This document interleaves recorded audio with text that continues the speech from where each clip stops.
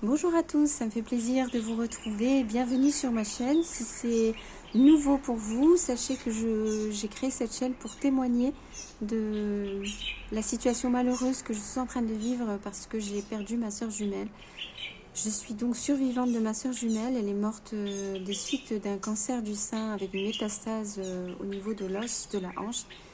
Et voilà, vous pouvez vous abonner à cette chaîne si ça vous intéresse d'en apprendre plus. Je vais aborder les questions de ce que c'est qu'un proche aidant, les différents protocoles que ma sœur a pu suivre pour essayer de guérir son cancer et les bons résultats qu'elle a obtenus pendant les 3 premières années. Et puis aussi pour vous parler de mon ressenti en tant que sœur jumelle.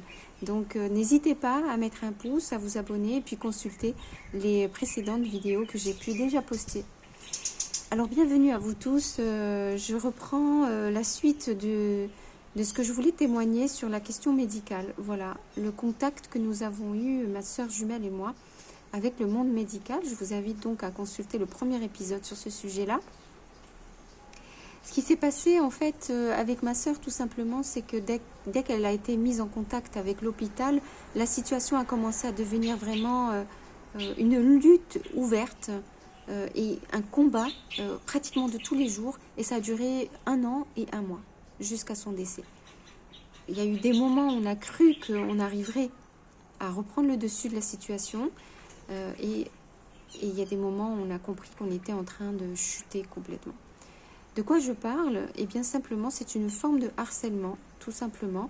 J'utilise ce mot, je sais que c'est dur et que c'est pas n'importe quoi. Alors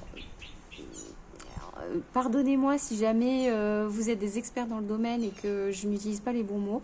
Je vous dis juste moi en tant que simple personne qui accompagne une personne malade, ce que j'ai ressenti et comment j'ai pu vivre les choses, et j'ai trouvé ça extrêmement difficile pour moi. J'ai ressenti une forme de harcèlement. C'était quoi? C'était vous êtes malade du cancer, vous avez une métastase osseuse, maintenant il y en a une deuxième au niveau du genou. Vous êtes dans le cas d'une maladie incurable, c'est une maladie mortelle, autrement dit, vous allez mourir et vous allez probablement rentrer dans des grandes souffrances parce que forcément les cellules cancéreuses, quand elles attaquent le tissu osseux, c'est très douloureux. Jusque-là, je n'ai rien à dire. Je suis parfaitement d'accord avec le monde de médical allopathique. Je sais que c'est ce qu'ils ont comme connaissance et ce qu'ils ont à offrir. C'est quelque chose d'extraordinaire qui s'appelle les soins palliatifs. Je ne suis pas ironique, je le dis sincèrement, parce que quand on a des très très fortes douleurs ou quand on a l'angoisse de la mort et que pour nous c'est le moment de mourir, eh bien c'est merveilleux de pouvoir compter sur des équipes qui sont dédiées à vous donner toutes les médications possibles pour que vous ne ressentiez plus rien et que vous puissiez partir à demi conscient. Voilà. Mais le problème vient, comme je disais dans le premier épisode, le problème vient quand vous ou votre famille n'est pas d'accord pour accélérer votre fin de vie, n'est pas d'accord pour être surmédicamenté, n'est pas d'accord pour perdre conscience, pour être à demi consciente de la vie, et ainsi de suite, et ainsi de suite. N'est pas contente pour quitter son domicile et être internée dans un soin palliatif. Voilà. Le problème vient du fait que c'est votre maladie, c'est votre corps, c'est votre vie, c'est votre famille. Vous n'êtes pas d'accord et vous n'êtes pas entendu. Et ça, c'est pas normal. Pour moi, je vous dis encore une fois, c'est mon témoignage personnel. C'est ce qui me motive aujourd'hui à créer cette chaîne. C'est à témoigner de ce que nous avons vraiment vécu, ma sœur et moi. Et je ne dis pas que vous allez vivre la même chose ou que quelqu'un d'autre va vivre la même chose. Je vous parle juste d'un cas particulier, c'est le nôtre. Cette année, cette 4e année où ma sœur a été malade, a été la plus dure, terriblement difficile parce que j'ai vraiment ressenti, moi, un harcèlement moral qui n'en finissait plus. C'était constamment la bataille entre le médecin, son équipe et toutes les personnes qui sont venues derrière, parce qu'en gros, il s'est passé le mot. Et il y a, je pense, un certain respect du médecin en chef qui a donné son premier avis, son premier diagnostic, son premier pronostic, et ainsi de suite. Et tous les autres médecins qui sont venus derrière, et toute l'équipe médicale qui est venue derrière, pratiquement, pour moi, était un peu dans l'obligation d'aller dans le même sens que ce qu'avait dit le premier médecin. Et ça, c'est malheureux. Je ne sais pas pourquoi ils se protègent les uns les autres comme ça. C'est très malheureux parce que c'est des êtres vivants derrière qui sont malades et qui en souffrent. Mais en tout cas, c'est ce que nous avons vécu. Donc, quand elle était à l'hôpital, elle est restée 2 mois et demi à l'hôpital. Comme je disais dans l'épisode numéro 1, elle a été emmenée à l'hôpital. Ce n'était pas du tout prévu. C'est parce qu'elle a eu un accident au moment où les ambulanciers sont venus à notre domicile pour la porter et la mettre sur le brancard. Ils lui ont provoqué une fracture du fémur. Donc, elle s'est retrouvée aux urgences. Et donc, elle s'est retrouvée dans un lit, ils appellent ça un lit en soins palliatifs. Et j'ai oublié le nom exactement. Dédié en soins palliatifs. En tout cas, il y a une formulation particulière. Dans le service de médecine générale, il y a des lits soins palliatifs. Ma soeur ne voulait pas du tout être en soins palliatifs parce qu'elle ne voulait pas suivre un protocole palliatif. Mais comme on l'a menacé constamment, le médecin en chef lui disait constamment qu'il allait la sortir de l'hôpital de force et qu'il allait la placer en soins palliatifs, elle n'a pas eu le choix que d'accepter de ne pas aller. Donc, elle, ce qu'elle voulait, c'est ne pas aller en soins palliatifs, donc le bâtiment spécifique de soins palliatifs et fin de vie. Mais il a fini par accepter de la mettre dans une chambre du service de l'hôpital, mais quand même en soins palliatifs. Donc, il y a une petite subtilité là-dedans. Je ne sais pas si vous la voyez, mais il ne peut quand même pas non plus accéder à ce qu'elle demande. C'est quand même lui le médecin en chef, vous comprenez, et il sait mieux que tout le monde, bien évidemment, ce qui se passe dans son hôpital, et je le lui souhaite. En l'occurrence, là, il n'y a pas de dialogue possible. Donc, elle se retrouve dans un lit soins palliatifs à l'hôpital. Bon, il n'y a rien, tout va bien, et le temps que sa fracture se résorbe un peu. Alors là, je ne vous lâche pas tout ce qu'on a reçu de « mais vous savez, dans le cas d'un cancer, la fracture ne pourra jamais se résorber, etc. etc. » On ne regarde même pas dans le détail pour savoir est-ce que c'est la jambe qui a une tumeur ou il n'y a rien, mais c'est tellement énorme qu'au bout d'un moment, on lâche prise avec ça. Elle était tranquille, en train de se remettre, donc sur son lit d'hôpital. Sauf que pendant 1 mois, elle a reçu cet harcèlement du docteur, du médecin en chef, et elle a dû demander à changer de lit et de médecin. Et pour pouvoir sortir de l'hôpital, au bout de 2 mois et demi, elle a été contrainte et forcée d'accepter l'HAD. Et ça, je le redis. Elle a accepté l'HAD contrainte et forcée pour une simple raison. Vous ne pouvez pas. On nous a fait croire que nous n'avions pas le droit de rentrer à domicile si elle n'acceptait pas l'HAD. L'HAD, c'est quoi? C'est l'hospitalisation à domicile. Et je vous le dis maintenant, ce n'est pas vrai. Ce n'est pas obligatoire. Vous avez parfaitement le droit de rentrer chez vous sans rentrer dans cet encadrement de l'HAD. Pourquoi je parle de ça? Parce que en ayant eu l'HAD qui est venu à la maison avec nous, nous avons eu le harcèlement qui s'est infiltré chez nous. Donc nous qui pensions joyeusement au bout d'un moment quitter l'hôpital et quitter le harcèlement, eh bien non. On se retrouve à la maison chez nous. Naïvement, on se dit, l'HAD, pourquoi pas, c'est sympa, c'est super sympa, il le propose, il n'y a pas de raison de dire non. Et en fait, on ne s'attend pas à ce que nous ayons un médecin relais du harcèlement. Voilà, un médecin relais du harcèlement. Et puis les infirmières de l'HAD relais du harcèlement. Ça a été absolument terrible et terrifiant, cette expérience. Au bout d'un moment, nous avons mis un terme à cet HAD.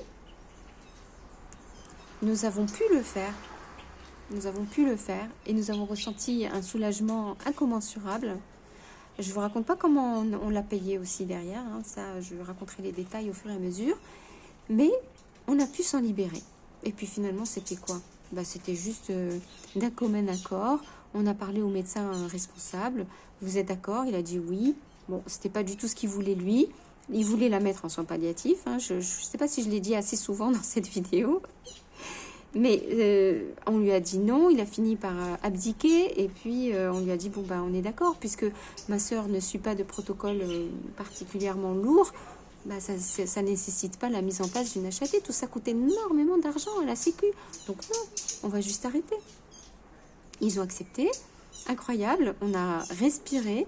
Et malheureusement, Passé l'automne, passé l'été, après l'été, on a dû y retourner. Et je vous dirai comment, simplement, je n'aurai plus jamais confiance. Je vous le dis franchement, c'est mon expérience à moi. Je n'aurai plus jamais confiance dans ce que disent les médecins qui sont dans une institution aussi prestigieuse que soins palliatifs ou hôpital. Je suis chef de service. Voilà. Je n'aurai plus confiance. C'est malheureux, mais c'est comme ça. Pourquoi? Parce que ma sœur, en fait, devait subir une manipulation qui était un petit peu flippante pour tout le monde. Elle était allongée sur le ventre depuis 8 mois, ou plus que ça même, je ne sais plus. Et ça aussi, c'est une autre histoire que je raconterai. Mais je vous résume là, elle devait donc être manipulée pour pouvoir être placée sur le dos. Donc il fallait pouvoir la retourner sans lui casser les os. En gros, c'est ça. L'hôpital a refusé de l'accueillir, parce que vous comprenez, il y a, comme je dis, un macaron sur son dossier qui fait que non, elle ne passera pas. Les autres cliniques, pareil, impossible d'entrer où que ce soit. Et vous le devinerez, le seul endroit où c'est possible d'accueillir ma sœur pour faire cette manipulation, ce sont les soins palliatifs. Donc, on a fini par accepter, ma sœur et moi, on s'est dit, bon, peut-être que c'est nous qui nous trompons. Acceptons de faire un court séjour dans ce soin palliatif, enfin. Et puis, comme ça, tout le monde sera content. Et puis, on va finir peut-être par nous lâcher la grappe. Il était prévu qu'elle reste 2 semaines. Elle avait demandé 1001 fois une garantie de pouvoir rentrer chez elle, totalement libre, au bout de 2 semaines. Eh bien non, ça n'a pas été possible. Pourquoi? Parce que c'est bien sournois. Ils ne te diront pas les choses réellement... directement, de façon frontale, non, on ne veut pas que vous rentriez chez vous, votre place est mieux ici, c'est plus adapté, vous êtes dans un tel état, comment c'est possible que vous soyez encore en vie? Non, ne rentrez pas chez vous, etc., etc. Ils vous disent, eh bien, oui, bien sûr, vous pouvez rentrer chez vous, mais il vous faut telle et telle condition. Ah, zut, on n'arrive pas à réunir ces conditions. Alors comment on fait? Vous n'avez pas le droit de sortir. Si vous ne donnez pas les conditions qu'on vous demande, vous ne sortez pas. Et le bras de fer a duré comme ça plus de 3 semaines. Qu'est-ce que je raconte? Plus que ça, en fait. Ça a duré 1 mois de plus. Donc, en tout, ma sœur est restée 1 mois et 3 semaines. Les 3 semaines, c'est elle qui a voulu les faire parce que, passé les 2 premières semaines, quand le médecin des soins palliatifs lui a demandé si elle voulait rester 1 semaine de plus pour prendre un peu plus de temps pour se reposer, ma sœur a dit d'accord. Toujours pareil, hein, c'est pour faire un peu d'effort, pour que par la suite on la laisse tranquille, etc. Donc elle a accepté de la 3e semaine, mais elle a très vite, elle a commencé à se rendre compte qu'elle était très mal dans cet endroit-là. Donc je témoigne aussi que c'est pas un endroit où vivre, hein, les soins palliatifs, c'est un endroit où mourir, et vite. Malgré tout ce qu'on vous dit. C'est terriblement déprimant, et l'attitude qu'a tout le personnel soignant, aussi gentil soit-il, est mortifère. Voilà, clairement, honnêtement. Mais cela dit, ils sont très compétents. Hein. Et puis, encore une fois, je ne les critique pas parce qu'on a besoin d'endroits comme ça. C'est très important d'avoir des gens sur qui compter pour pouvoir passer sa fin de vie. C'est très important. Donc, je ne critique pas ça. Je critique le fait de ne pas avoir le choix, de ne pas être entendu. Parce que même si vous ne demandez rien, bon, mais rien, mais quand vous l'exprimez haut et fort, que vous voulez rentrer chez vous et que vous voulez faire ci ou ça, c'est pas normal à ce moment-là d'être prise en otage comme ça. Donc ma sœur a essayé de lutter pour pouvoir ne pas, en gros, être obligée de reprendre une HAD à domicile, mais elle n'a pas eu le choix. Pour pouvoir rentrer chez elle, elle a été obligée, comme je vous dis, obligée, hein, parce qu'officiellement, rien ne nous y oblige. Mais par contre, vous ne pouvez pas sortir de l'hôpital ou des soins palliatifs si vous n'acceptez pas ce qu'on vous dit. Donc elle est sortie, mais dans un état lamentable, parce qu'elle pensait jusqu'au bout que finalement le médecin en qui elle avait une franche confiance, je vous assure qu'elle avait une super confiance en elle au début, les 2 premières semaines, quand elle s'est rendue compte qu'elle se foutait de sa gueule complètement, qu'elle ne respectait pas du tout ce qu'elle voulait, ma sœur, elle a complètement déprimé, terriblement déprimée. Elle est rentrée à la maison avec la HAD et elle a commencé à décliner. Voilà, nous étions déjà à la fin de l'automne et ma sœur est morte le 5 janvier. Donc bien sûr, on ne peut pas porter la responsabilité sur une personne ou une autre, sur une institution ou une autre. Il ne faut pas oublier que ma soeur était quand même gravement malade. Il faut remettre les choses dans leur contexte, hein, évidemment. Il faut pas, je ne suis pas là pour dire « Ah mon Dieu, ils sont tous responsables de la mort de ma soeur ». Ce n'est pas eux qui sont responsables du fait qu'elle ait contracté cette maladie. Hein. Ils n'y sont pour rien du tout. Donc je fais bien la part des choses. Hein. Je ne veux pas que les choses soient... qu'on fasse un amalgame. C'est pas ça du tout. Mais par contre, au moment où on aurait pu être aidé pendant un an, eh bien ça a été exactement le contraire. Nous avons ressenti tout sauf du soutien, mais on a rencontré des obstacles monumentaux. Et encore, je ne vous ai pas raconté la moitié, mais même pas de ce que nous avons vécu. Jusqu'à ce que j'ose le dire, il y a une partie qui a été de la maltraitance psychologique, clairement et nettement. Pour moi, hein, c'est mon interprétation. Encore une fois, j'utilise les mots avec les connaissances que j'ai. Je ne suis pas du tout une experte, mais selon mon ressenti à moi, c'est du ressenti, hein, eh bien, je trouve que le harcèlement moral, l'intimidation et l'insistance, placer des obstacles, rendre les choses compliquées, mettre en place des stratégies d'échec, tout ça pour moi, c'est de la maltraitance psychologique et médicale, parce que c'est fait par un personnel médical. Voilà. Donc cette 4e année de la maladie de ma sœur a été absolument terrible. Nous avons vécu toutes les deux une expérience très difficile, de non-écoute, non-communication, non-respect, et qui nous a ruiné le moral toutes les deux. Et je suis absolument persuadée que ça a contribué à accélérer sa fin de vie. Pour moi, qui suis d'un optimisme incroyable, pour moi, ces interactions ont augmenté sa maladie, ont augmenté son stress. Et le stress, pour moi, est à l'origine de la maladie. À partir du moment où vous êtes dans un état de stress et de trauma, parce que là, ce qu'elle avait vécu avec la fracture, ça a été tellement traumatisant pour elle que voilà, c'est absolument l'opposé qu'on cherche quand on veut guérir quelqu'un du cancer, ou en tout cas lui offrir une vie plus confortable le temps de sa maladie.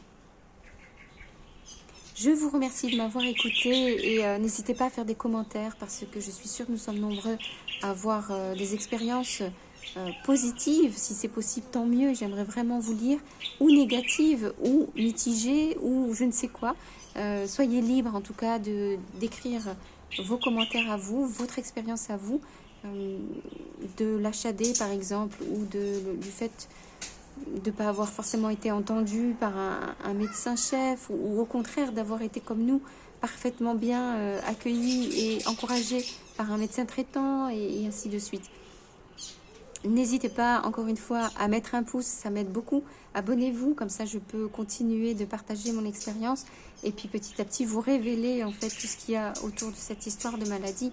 Ça touche énormément de sujets, donc pas seulement la gémellité, évidemment, la souffrance que ça occasionne de perdre sa sœur, mais c'est aussi la santé aujourd'hui, la maladie profonde et longue comme ça, la douleur et tout ce qui est autour de ces questions-là. Je vous fais un gros bisou et je vous dis à très bientôt.